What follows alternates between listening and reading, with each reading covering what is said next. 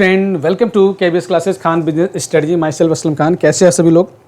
तो student, I hope आप सभी लोग क्लास 11 के एग्ज़ाम आप दे चुके होंगे। छुट्टियां खूब अच्छे से बहुत ही बेहतरीन तरीके से एंजॉय किए होंगे।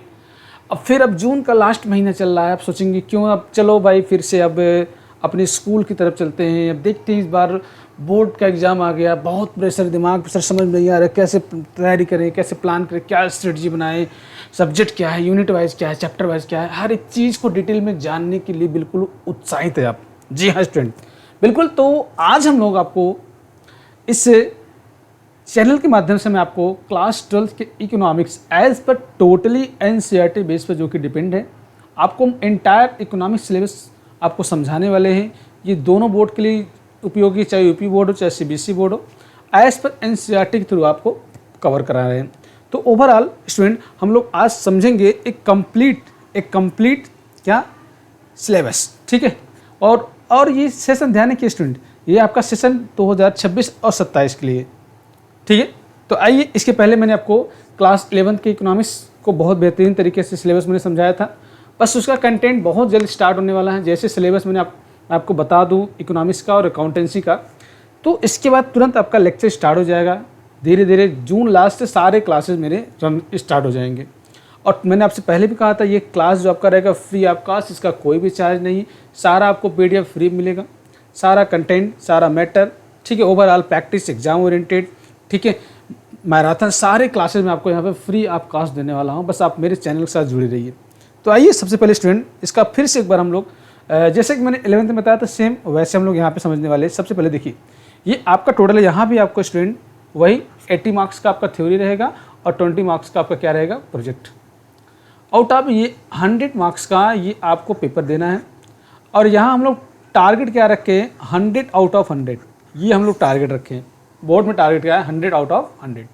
तो क्या स्ट्रेटजी होगी, क्या प्लानिंग होगी, क्या मास्टर प्लान हम लोग करने वाले हैं, सारी चीज़ को और हम लोग आज इस इंपॉर्टेंट लेक्चर में समझने वाले स्टूडेंट। तो आइए इसको समझते हैं। इसको फिर से हम लोग दो पार्ट में समझते हैं हम लोग। जैसे कि आप स्टूडेंट 11th में आप पढ़े होंगे, दो पार्ट में डिवाइड किया गया था इकोनॉमिक्स को। एक हमारा स्टैटिक्स फॉर इकोनॉमिक्स था, जहाँ से अच्छा खासा वेटेज आपका मिला था 40 मार्क्स का। और दूसरा हमारा क्या था, माइक्रो इकोनॉमिक्स।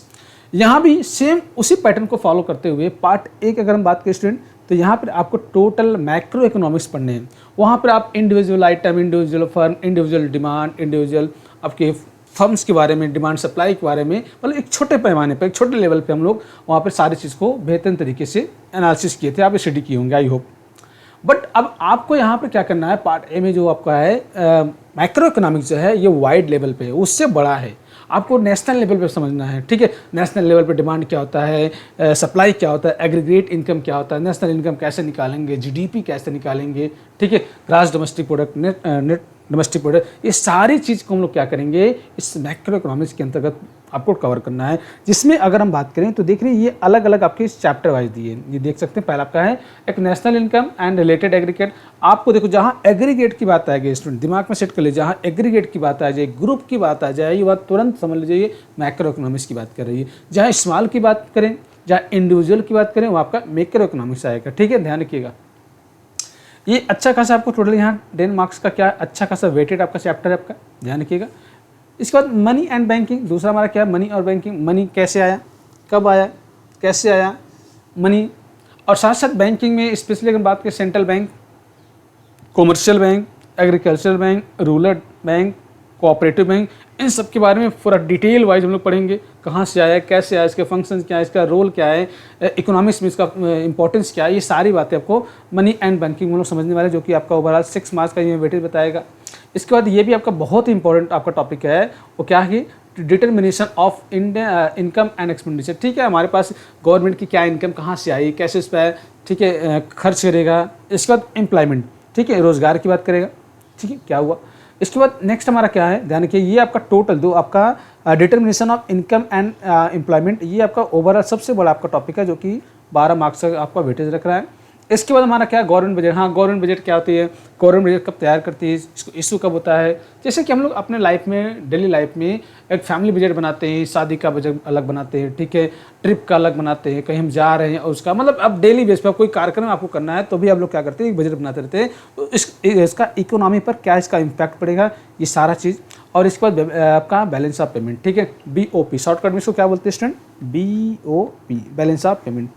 ये ओवरऑल तो सॉरी, तो यहाँ से यहाँ तक आपको 40 मार्क्स का, ये देख रहे हैं 40 मार्क्स आपका, ये टोटल आपका मैक्रो इकोनॉमिक्स आपको पढ़ रहे हैं। पार्ट बी में अगर बात करेंगे, अभी इसको हम डिटेल वाइज समझाने वाले स्टूडेंट, घबराइए मत, बिल्कुल मैं आपको पूरे अंदर का भी सारा कंटेंट ईच एंड एवरी सब कुछ बताने वाले।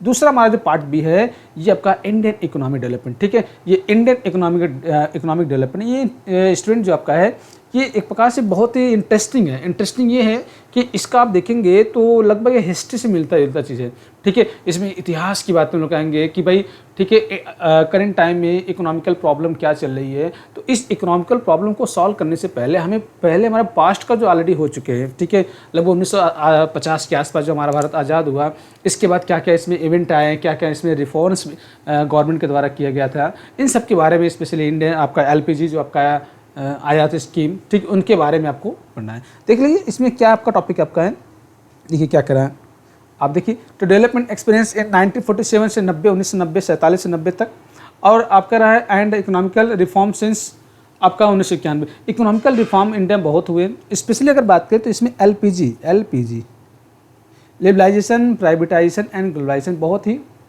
फेमस आपका स्कीम है, जो कि हम लोग यहाँ पे कवर करने वाले। टोटल आपका 20 मार्क्स का ये वेटेज अच्छा खासा रखने वाला है। Current challenge facing Indian economy में कौन कौन सी प्रॉब्लम हो रही है, इसमें कौन कौन सी प्रॉब्लम आ रही है।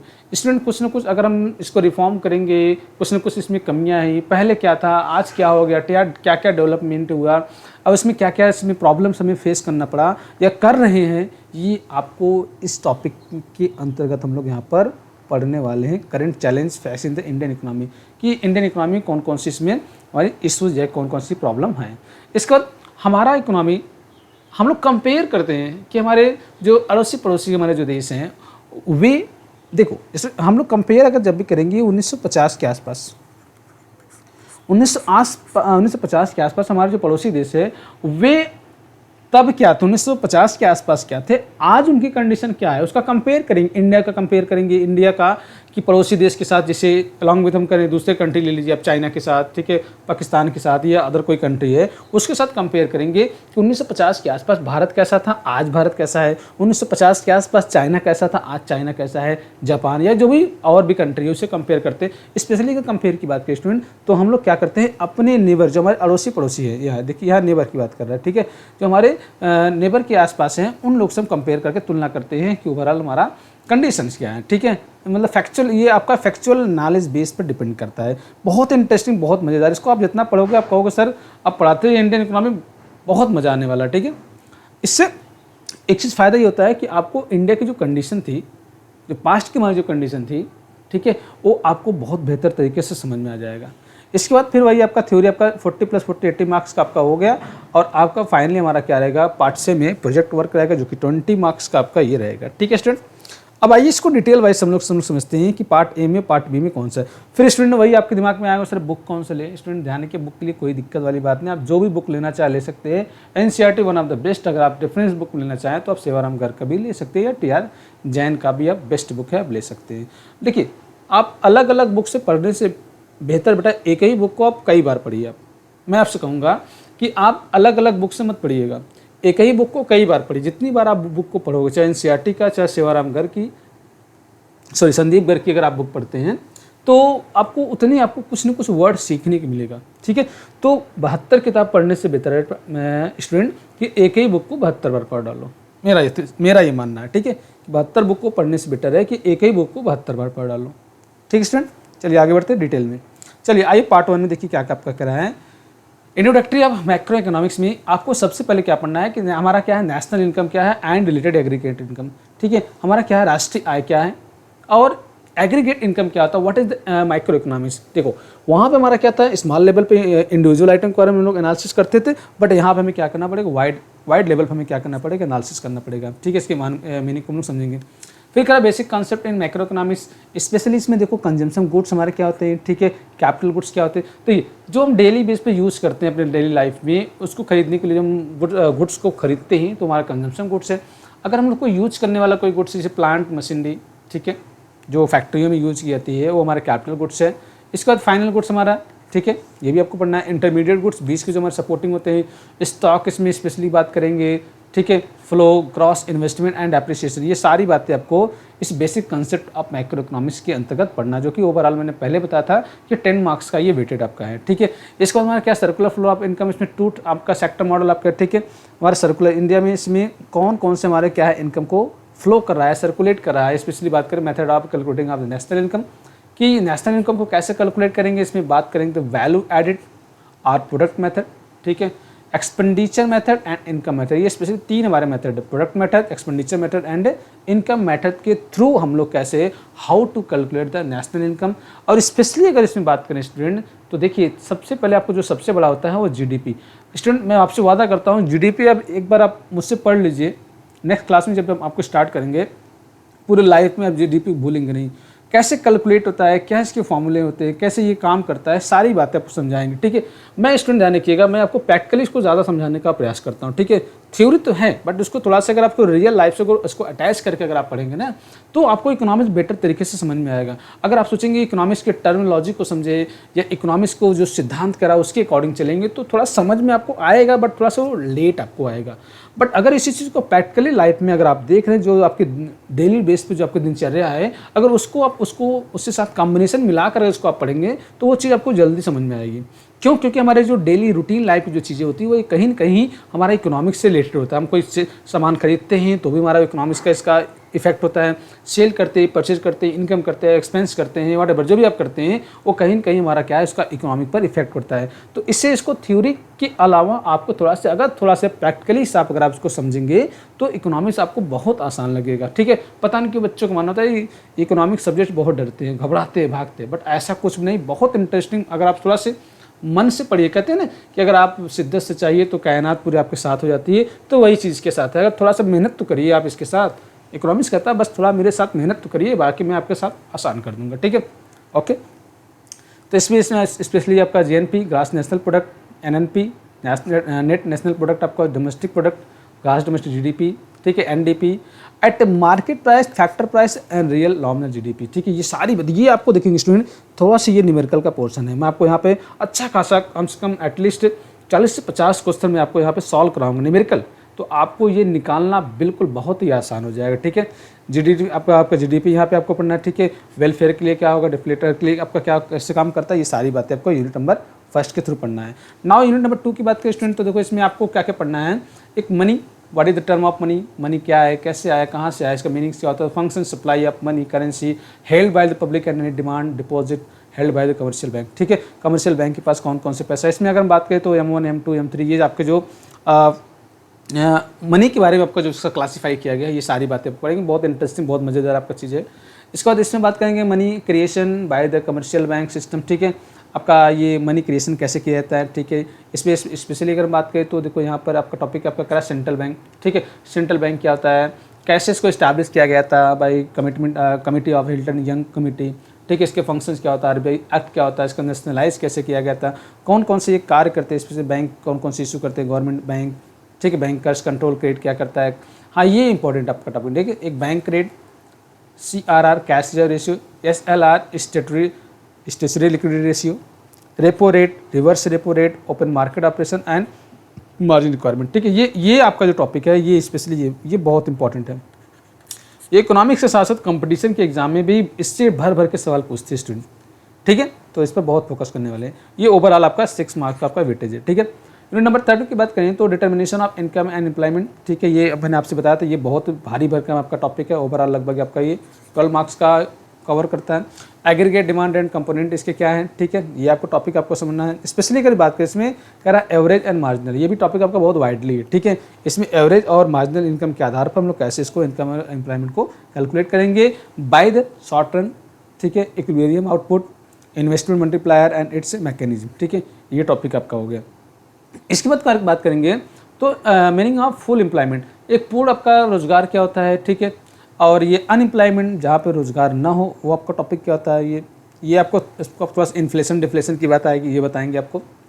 इसके बाद कह रहा problem excess demand and deficient the demand measure the correct and the change of the government spending tax and money supply. ठीक है, ये आपका क्या है कि क्या कौन कौन सी प्रॉब्लम है, excess demand and deficient demand. ठीक है, कि आपका डिमांड और डिफिशिएंट आपका डिमांड में क्या होता है, इसमें क्या किस केस में ये एक्सेस होता है, ये सारी बातें आपको इस यूनिट नंबर 3 के अंतर्गत आपको पढ़ना है। यूनिट नंबर 4 की बात करेंगे तो आपको क्या है government budget and economy. Government का बजट क्या होता है, जैसे मैंने आपको बताया था कि बजट को समझना है तो आप फैमिली बजट समझ लीजिएगा। ठीक है, आपके यहाँ शादी का कोई होता है उसका बजट बनाते हैं। ठीक है, घर के राशन वाशन के बजट आप बनाते हैं। ठीक है, कोई फंक्शन करना हो तो उसका बजट बनाते हैं, टूर जाते हैं तो उसका, ट्रिप पे जाते हैं तो उसका बजट बनाते हैं। तो ओवरऑल गवर्नमेंट कैसे बजट तैयार करते हैं। क्लासिफिकेशन एंड रिसिप्ट, इसमें स्पेशली बात करें तो revenue receipt and capital receipt, ये बहुत इंपॉर्टेंट है। रेवेन्यू रिसिप्ट क्या होता है, ठीक है, मतलब विद इन 1 ईयर रिसिप्ट जहाँ पे हमारे क्या होते हैं लंबे समय के लिए होते हैं, लॉन्ग नेचर का होता है, और आपका कैपिटल रिसिप्ट के थ्रू आएगा। इसको समझना है, दोनों में डिफरेंस क्या होता है, इसके एग्जांपल्स क्या होते हैं। क्लासिफिकेशन एक्सपेंडिचर, इस एक्सपेंडिचर की बात करें तो यहाँ भी आपके दो है, रेवेन्यू एंड कैपिटल एक्सपेंडिचर। यहाँ रिसिप्ट है, यहाँ एक्सपेंडिचर, ध्यान रखिएगा। इस बात कह रहा है balance surplus and deficit budget merger measure of government deficit. ठीक है, कि गवर्नमेंट डेफिसिट को हम लोग कैसे मेजर करते हैं, ये टॉपिक आपका है। यूनिट नंबर 5 की बात करें स्टूडेंट तो ध्यान रखिएगा, ये आपका कह रहा है बीओपी। बीओपी में इसमें balance of payment account, meaning इसके कंपोनेंट क्या होते हैं, ये थ्योरी का पोर्शन है। बैलेंस ऑफ पेमेंट में स्पेशली ये टॉपिक आपको दो चीज़ कवर करना है, इससे एग्जाम बहुत पूछते हैं। एक सरप्लस क्या होता है, दूसरा हमारा क्या होता है डेफिसिट, घाटा क्या होता है। ठीक है, फॉरेन एक्सचेंज रेट ये भी आपको पढ़ना है। Meaning of fix and flexible rate of the managed floating, determination of exchange rate, free market, merit and demerits and flexible and fix exchange rate. Overall जैसे आप एक कंट्री से दूसरे कंट्री के बीच में किसी प्रकार का कोई बिजनेस करते हैं तो मनी का जो ट्रांजैक्शन होता है उसको कैसे हम लोग कन्वर्ट करते हैं, कैसे उसको एक्सचेंज करेंगे, ये सारी बातें आपको करेंगे। इसके मेरिट्स डीमेरिट्स हम लोग यहाँ पर स्टडी करने वाले हैं। ठीक है, ओके, आइए नेक्स्ट यूनिट की बात करेंगे। तो ये पार्ट बी में बात करेंगे इंडियन इकोनॉमी आपका डेवलपमेंट। ठीक है, आपका इंडियन इकोनॉमी डेवलपमेंट में स्पेशली अगर बात करें यूनिट नंबर 6 कवर करता है। ये देखो करा है डेवलपमेंट एक्सपीरियंस 1947 से 1990 के आस, मतलब लगभग ओवरऑल 40-42 साल जो भी कर लीजिएगा। इस दौरान इंडिया ने क्या क्या इवेंट, इंडिया में कौन कौन से इवेंट आए, आज़ादी के बाद कौन कौन से इवेंट आए। ठीक है, इसमें कौन कौन से इंडिया में इकोनॉमिकल सेक्टर को सुधार करने के लिए कौन कौन से रिफॉर्म्स किए गए।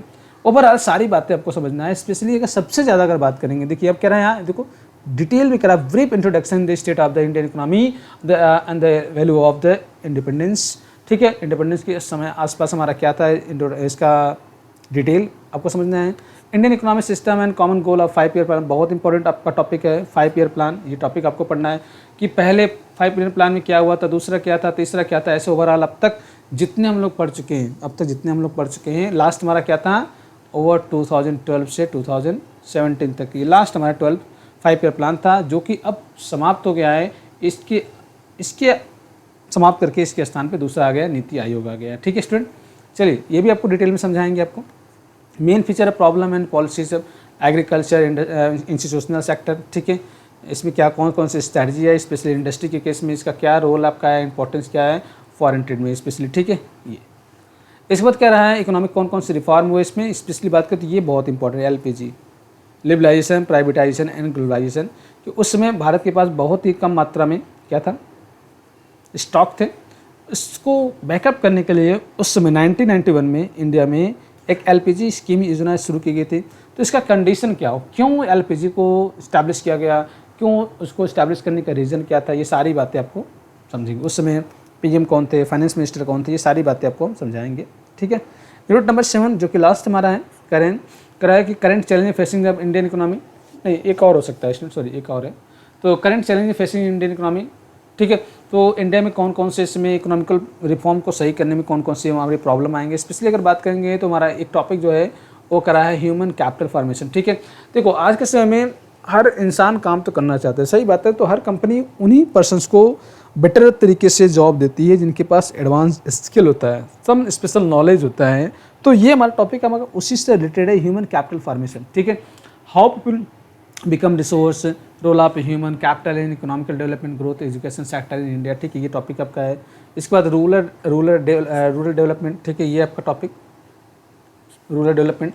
ठीक है, ग्रामीण लेवल का जो गांव के लोग उनका डेवलप कैसे किया, इसमें क्या क्या इशू थे, create and marketing, role of the cooperative agriculture, ठीक है, ये आपका फार्मिंग ऑर्गेनिक, इसके बाद फार्मिंग, ठीक है, अल्टरनेटिव फार्मिंग और ऑर्गेनिक फार्मिंग ये कैसे कैसे किया था, इसमें कौन कौन से टेक्निक के थ्रू इसको डेवलप किया गया, इसमें कौन कौन से की इशू आई, ये टॉपिक आपको समझना है। एम्प्लॉयमेंट, रोजगार के बारे में बात करें, ठीक है, ग्रोथ कैसे हुआ, इसमें कौन कौन से वर्क फोर्स हमारे होते हैं, कैसे इसको पार्टिसिपेट किया जाता है, ठीक है, इसमें formal and informal sector problem and policies, ये आपको टॉपिक आपको पढ़ना है। बहुत इंटरेस्टिंग, अगर आप इसको स्टूडेंट जो टॉपिक मैं आपको बता रहा हूँ, अगर थोड़ा सा इसको आप अपने प्रैक्टिकली लाइफ से अगर आपको थोड़ा संभालने का प्रयास करें, उसको समझने का प्रयास करेंगे, आपको खुद ही लगेगा कि नहीं सर वास्तव में ये हमारे सब्जेक्ट का चीज़ है, ये हमारे डेली रूटीन का लाइफ का चीज़ है। तो इसलिए थोड़ा सा अगर आप इंटरेस्ट लेंगे तो बहुत चीज़ है। एक आपका सस्टेनेबल आपका इकोनॉमिकल, ठीक है, हमारा ये कैसे कैसे डेवलप कर रहा है, स्पेशली अगर बात करें तो यहाँ पे इसमें जो पॉल्यूशन के बारे में आपको दिया गया, इसमें स्पेशली बात करें एयर पॉल्यूशन, ठीक है, ये आपका किया गया है, ठीक है, ये मीनिंग, हाँ, सस्टेनेबल इकोनॉमिकल डेवलपमेंट, ये आप स्टूडेंट यहाँ थोड़ी सी बातें बताई गई, लेकिन आगे चल के ये हायर एजुकेशन में आपको बहुत ज़्यादा देखने को मिलता है, स्पेशली यूजी नेट के एग्जाम में सस्टेनेबल डेवलप से आपके ठीक बहुत अच्छे क्वेश्चन बनते हैं। स्पेशली जो पहला यूनिट होता है उसमें आपको ये मिलता है, पीपल डेवलपमेंट एनवायरनमेंट में आपको ये टॉपिक आपको मिलता है, ठीक है। Effect economic development resources environment including the global warming, ठीक है, ये ग्लोबल वार्मिंग के केस में इसका क्या आपका इफेक्ट पड़ता है, ये टॉपिक आपको यहाँ पर देखने को मिलेगा। लास्ट यूनिट की बात करें तो यूनिट नंबर आपका 8 में डेवलपमेंट एक्सपीरियंस इन इंडिया, की भारत में डेवलपमेंट कैसे किया था, कंपेयर किससे साथ करेंगे, हमारे जो नेबर, हमारे जो पड़ोसी, स्पेशली बात करें, चलो ठीक है, पाकिस्तान से कर लो, चाइना से कर लो, किसी आप साथ करो कि 1950 के आसपास जो हालात इंडिया के थे, आज इंडिया के हालात क्या हैं, कंपेयर करिए। चाइना का क्या था, आज चाइना हमसे कितना आगे गया है, हमसे कितना पीछे गया। तो हमारे जो अड़ोसी पड़ोसी जो हमारे हैं उनसे कंपेयर करके, ठीक है, उसमें कौन कौन से हमारे इशू आते हैं। स्पेशली अगर इशूज़ की बात करें तो इकोनॉमिकल ग्रोथ हमारे क्या है, पॉपुलेशन क्या है, ठीक है, सेक्टरल हमारा डेवलपमेंट क्या है, अदर ह्यूमन डेवलपमेंट इंडिकेटर, ये आपका टॉपिक आपको पढ़ना है। और ओवरऑल प्रोजेक्ट आपका जो पार्ट सी है ये आपका टोटल वाइबा का है, प्रोजेक्ट का है, ओवरऑल 20 मार्क्स का ये आपका टॉपिक कवर करता है स्टूडेंट। तो ओवरऑल मैंने आपको बताया था, एक आपको यहाँ पर 40 मार्क्स का आपको माइक्रो इकोनॉमिक्स पढ़ना है और 40 मार्क्स का आपको क्या पढ़ना है, इंडियन इकोनॉमी डेवलपमेंट, और 20 आपका क्या रहेगा, प्रोजेक्ट रहेगा। ओवरऑल आपका 100 मार्क्स का रहेगा। तो सबसे पहले ये तो आपका बन गया, सब सिलेबस तो समझ में आ गया, तैयारी कैसे करें, दैट्स इज क्वेश्चन। देखिए स्टूडेंट, तो देखो अगर आपको तैयारी करना है तो आपको सबसे पहले ये समझना पड़ेगा हमें पढ़ना कैसे है, किस प्रकार से पढ़ना। बहुत आपके पास सोर्सेज है, बुक का सहारा है, यूट्यूब का सहारा, बाकी तो मैं ऑलरेडी यहाँ पर हूँ। मैं आपको ईच एंड एवरी कंटेंट आपको मतलब पूरा चैप्टर वाइज मैं आपको कंप्लीट कराऊंगा। एग्जाम ओरिएंटेड क्वेश्चन रहेगा, लास्ट एग्जाम समय जब आएगा तो मैराथन्स कराएंगे आपको, ठीक है, बीच बीच में टेस्ट भी आपका होता रहेगा। इसमें ढेर सारे हम लोग यहाँ MCQ सॉल्व करने वाले हैं, असर्शन रीजन के क्वेश्चन सॉल्व करने वाले, मैचिंग के क्वेश्चन सॉल्व करने वाले हैं, केस स्टडी के बारे में सॉल्व करने वाले हैं। ओवरऑल जो भी आपको जो मेन प्रॉब्लम आ रही होती है, प्रोजेक्ट को कैसे लिखेंगे, ये सारी बातें मैं आपको स्टेप बाय स्टेप सिखाएंगे। बस मेरे साथ आप जुड़े रहिए, मेरे साथ शुरू से अंत तक जुड़े रहिए। मैं वादा करता हूँ आपसे पूरी इकोनॉमिक्स क्लास को मैं इतनी बेहतर तरीके से आपको समझाऊंगा कि आपका जो हम लोग टारगेट बनाए हैं आउट ऑफ 100 में 100, ये बिल्कुल उसको हम साकार करने का प्रयास करेंगे स्टूडेंट। बट थोड़ा सा आपको कमिटमेंट करना पड़ेगा, मेहनत करना पड़ेगा। देखो मेरे अकेले चाहने, अकेले मेहनत करने से कुछ नहीं होने वाला है। आप सपोर्ट करिए मुझे, तब हम थोड़ा सा आपके बारे में और सोचेंगे, PDF आपको देने का प्रयास करेंगे, और कुछ आपको जो भी मुझसे हो सके मैं आपको हर एक चीज़। स्टूडेंट ध्यान रखिएगा, इसका मैं आपसे 1 रुपये भी चार्ज नहीं लेने वाला। मैं पहले आपसे कह दिया था, फ्री आपका टोटल है ये।